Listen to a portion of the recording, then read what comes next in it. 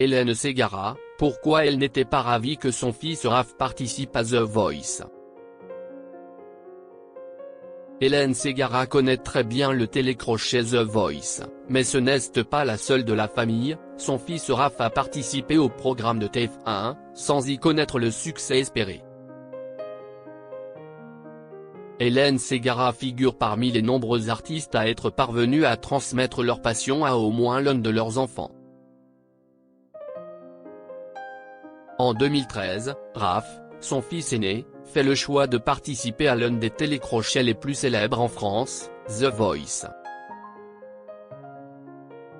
Lors des auditions à l'aveugle, le jeune homme, alors âgé de 23 ans, tente sa chance d'impressionner le jury composé de Jennifer Garou, Louis Bertignac et Florent Pagny, en interprétant le titre Your Song d'Elton John, sans avoir gain de cause.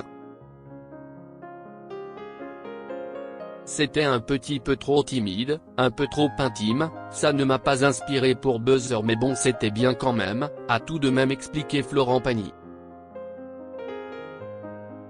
Cette participation, Hélène Ségara l'a apprise lors de sa diffusion à la télévision. Si est du moins ce qu'elle a expliqué lors d'une interview parue sur les ondes de France Bleu. Je n'étais pas au courant. J'étais à l'étranger à ce moment-là. Il ne me l'a pas dit, il ne me l'a pas dit parce qu'il sait que je n'aurais pas cautionné, a-t-elle confié.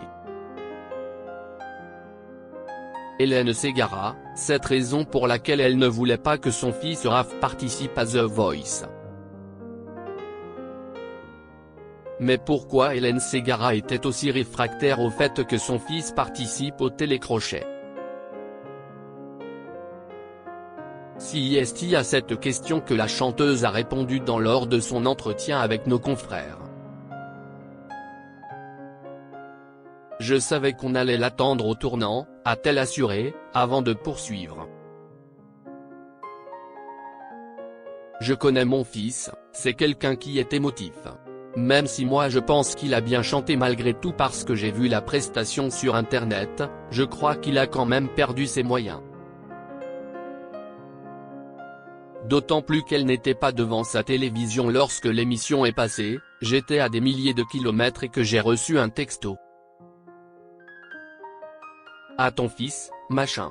Et puis j'en reçois un deuxième, puis un troisième et puis 2 jours après j'ai eu un coup de fil de Garou qui me dit. Mais pourquoi tu ne m'as pas prévenu? Mais je n'étais même pas au courant. Voilà, je n'ai pas communiqué dessus à l'époque, mais je n'étais pas ravi quoi. Après quand j'ai vu sa prestation, je me suis dit, bon après tout c'est son choix. S'il a envie de tenter cette aventure, il est majeur et vacciné. Un moment marquant.